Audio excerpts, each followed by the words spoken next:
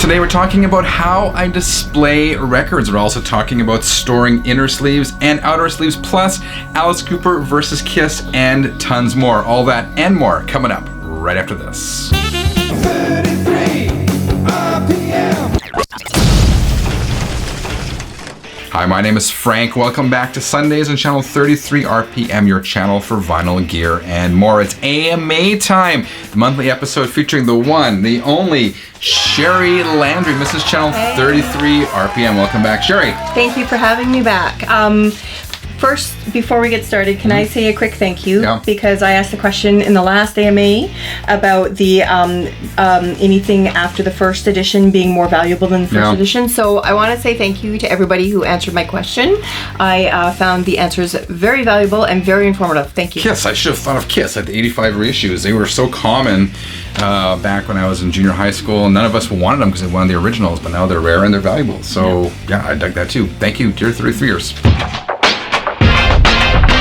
First question we have is from William Huff. Here is a question I have often wondered. How do you store your packs of inner and outer sleeves until you need them? Do you keep them in a drawer or something? You know, when I first saw this question, I almost dismissed it. I thought, what is the, my chair's falling here. What's the big deal? But it actually really is a big deal because inner and outer sleeves, if you just store them by themselves, they're going to slip and slide and they are going to fall all over the place. So hold on. I got a couple of ways I store inner sleeves and outer sleeves for records. One of them, I ordered a bunch of records from Vinyl Storage Solutions. I've talked about them before, and I love record covers. Or you ordered records from them, or record covers? What did I say? Records? You said you ordered a bunch of records from them. I ordered sleeves, outer sleeves from them, and they sent them to me in this box. And so now I'm keeping my outer sleeves in here and inner sleeves. And my favorite inner sleeves are from MoFi.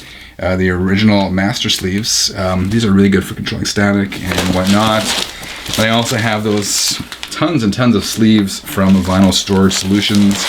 And those are those ones with the pocket in the back where you can store, slip the record in the back. I'll show some clips on the screen here.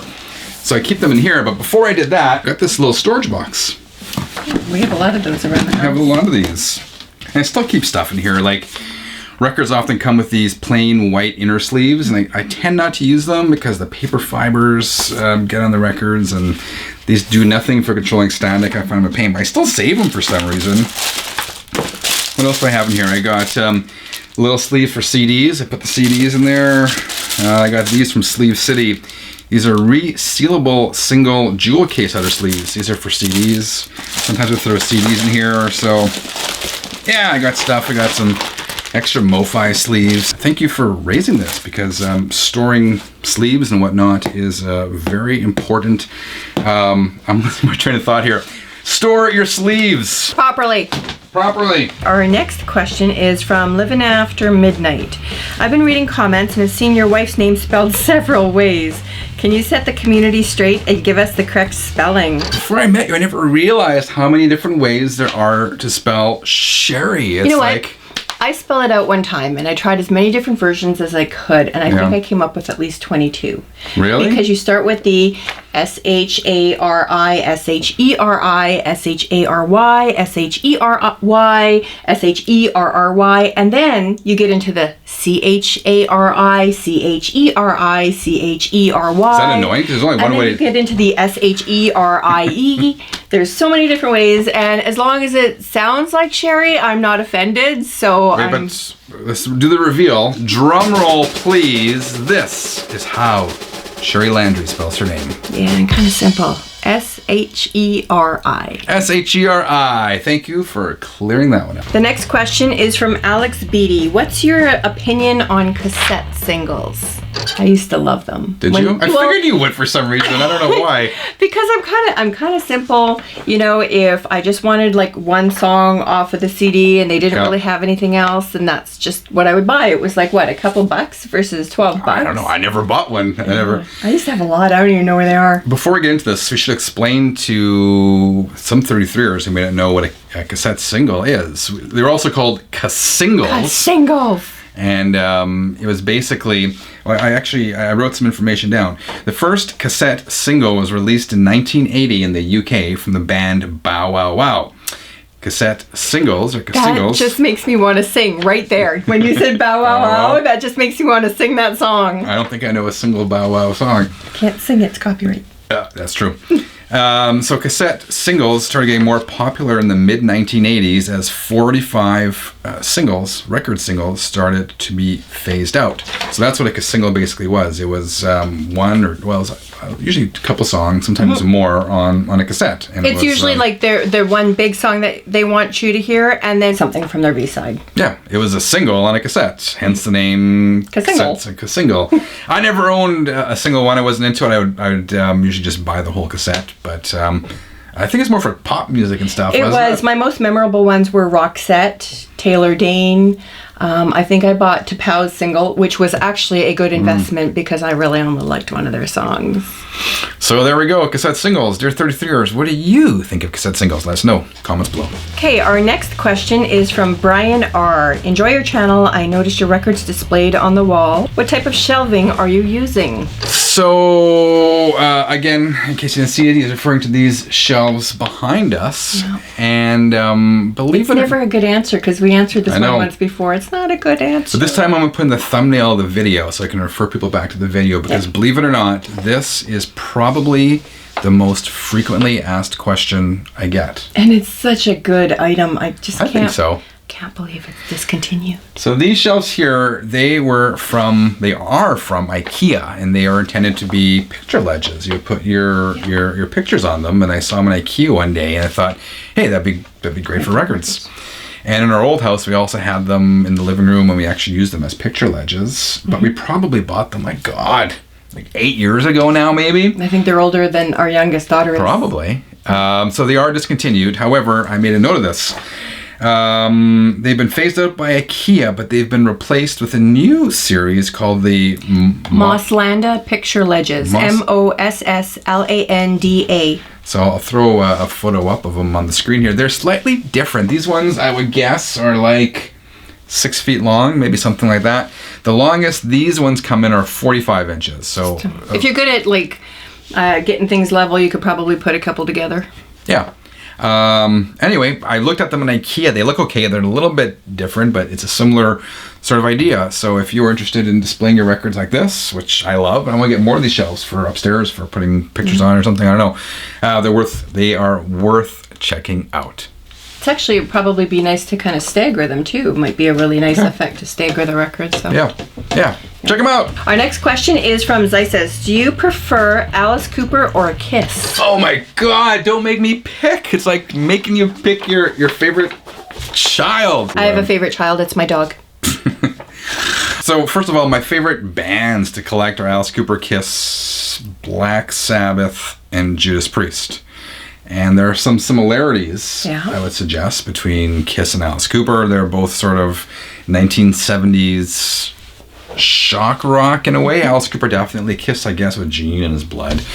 They both have these over-the-top images, which for whatever reason I'm attracted to. They had catchy tunes. They're both marketing geniuses. That said, I would suggest that Alice Cooper maybe had a little more integrity. I was going to say Alice Cooper. I'm not saying he's my favorite, but I'd suggest he had more integrity. There's never Alice Cooper condoms or Alice Cooper caskets. Yeah. And the other thing I liked about Alice Cooper is he has a sense of humor. And he has a sense of humor in his lyrics, and he's not taking himself too seriously. His tongue is his often firmly implanted in his cheek. His lyrics sometimes have a little bit of a deeper meaning too, rather than just sex, drugs, and rock and roll. Yeah. And I like that about him. But I also do like what you had said earlier about where Alice Cooper tends to have some lines that he draws and what he puts his name on, what he doesn't put his name on. And, somebody who's willing to put their name on anything kind of, I'm not interested in that as much. It loses my attention a little bit. So don't look at the Channel 33 RPM merch store then. Okay, all this said, if I had to choose one, I would choose Kiss. Alice Cooper. Yeah, Alice Cooper. I love Al. I mean, I love them both, but I think Kiss ultimately because I think if you look at their entire catalog, just in terms of songs, taking imagery aside. Yeah, you know what they do? Their songs are catchy. Yeah, I think they have a deeper discography maybe. Like, they both had questionable periods and questionable albums, But I think overall I like more Kiss stuff in terms of music than Alice Cooper. Well, yeah, I probably know more Kiss songs than I can dance, because they also had their disco phase, which would appeal to me. I like their disco phase too. Yeah. Unmasked, Dynasty. Yeah. Anyway, Kiss, Alice Cooper, they both... It is a hard one now one. that you say that. Yeah. So. All good. Both good. Our next question comes from Paul Kane. What did you think of Avengers Endgame? How do you feel about sci-fi? I'm not into sci-fi. I'm already so out of touch with reality. I don't need any fantasy movies or sci-fi. Okay. I love the Avengers.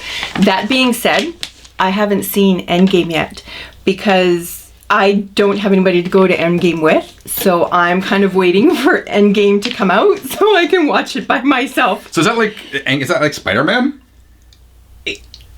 Oh God. Iceman? I have no idea. I'm really excited. I am like excited up here and like way up here excited to see Endgame, but I don't want to see it until I can see it properly. So I have not been looking at any spoilers. I've looked online at a couple of photos from some of the cast members, and the reason being is because with Avengers Infinity War, as you know, we lost a ton of really good people, and I just wanted to see what was going on. So I saw some people in there that I am really happy to see, but now I'm kind of not sure if they're just featured in flashbacks or if something happens and all of a sudden they come back. I can't wait to see it, Paul. Nobody say anything. I don't want any comments on this channel. I don't want any comments down below about what happens on Endgame. I want to see it on my own, but I'm really excited to see it. So I will update later. Next question. That's it. Is it? That's it. That's it. All right. It went by so fast. This was a lot of fun. I kind of stumbled on a couple answers, but this is it is what it is. Dear 33ers, feel free to answer any of these questions in the comments below as well. Let us know what you thought of today's episode. If you want to see more of these AMAs featuring Sheri, S-H-E-R-I, leave a thumbs up and let us know in the comments below. Otherwise, dear 33ers, I hope each and every one of you has a fantastic week. Until next time, keep on spinning.